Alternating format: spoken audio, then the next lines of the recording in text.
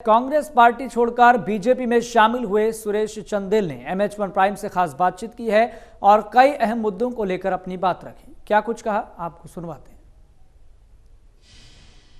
हम आपको यह बताना चाहेंगे कि सुरेश चंदेल जी जो है वो घर वापसी कर चुके हैं और इस समय हमारे साथ बातचीत के लिए, खास बातचीत के लिए बिल्कुल मौजूद हैं। आइए उन्हीं से जानते हैं क्या कुछ वो कहना चाहेंगे घर वापसी को लेकर। सुरेश जी, बहुत बहुत स्वागत आपका MH1 प्राइम खास बातचीत के लिए। बहुत बहुत धन्यवाद सर, घर वापसी हुई है, क्या कहना चाहेंगे? कांग्रेस छोड़कर वापस भाजपा ज्वाइन किया है आपने। घर आने की एक स्वाभाविक खुशी जो होती है वो मुझे हुई है। मैंने कई बार कहा भी कि हमारी जो देह थी वो उधर थी और आत्मा इधर थी, तो आज देह और आत्मा का फिर से मिलन हुआ है, तो उसकी खुशी होना स्वाभाविक है। चंदेल जी, वहीं यदि बात की जाए, जिस तरह से कोरोना काल में बीजेपी ने कार्य किया और अब मेडिकल डिवाइस पार्क मिलना, स्वास्थ्य सुविधाओं का जो है वो और ज़्यादा सुचारू रूप से चलना, एम्स का होना, कितनी बड़ी सौगात आप मानते हैं? क्योंकि हिमाचल प्रदेश में एम्स उस समय जो है वो उसका उद्घोष किया गया था जब पूरे देश में 3 एम्स दिए गए थे। देखिए, ये बहुत बड़ी सौगात है छोटे प्रदेश को। कई बार हम लोग वर्षों इंतज़ार करते थे, तब भी बड़ी बड़ी घोषणाएं नहीं हो पाती थी, लेकिन आज ये सौभाग्य है कि मेडिकल पार्क मिलना ये अपने आप में बड़ी उपलब्धि है हिमाचल में। और इसका कारण ये है कि प्रधानमंत्री जी इस प्रदेश के प्रभारी रहे हैं खुद।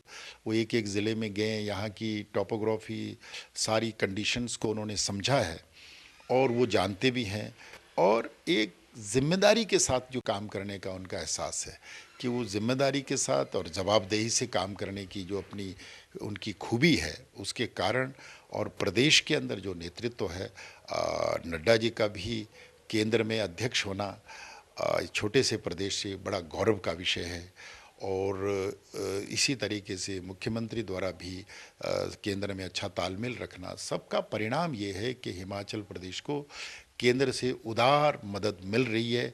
और मुझे ये लगता है कि जिसकी हम कल्पना नहीं कर सकते थे, उससे बढ़कर के मदद केंद्र हमारी कर रहा है।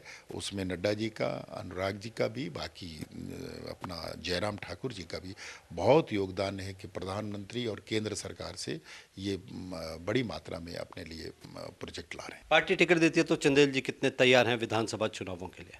निश्चित तौर पर मैं, पार्टी टिकट देती है, पार्टी विचार करती है, तो मैं तैयार होकर लड़ूंगा। बहुत बहुत धन्यवाद।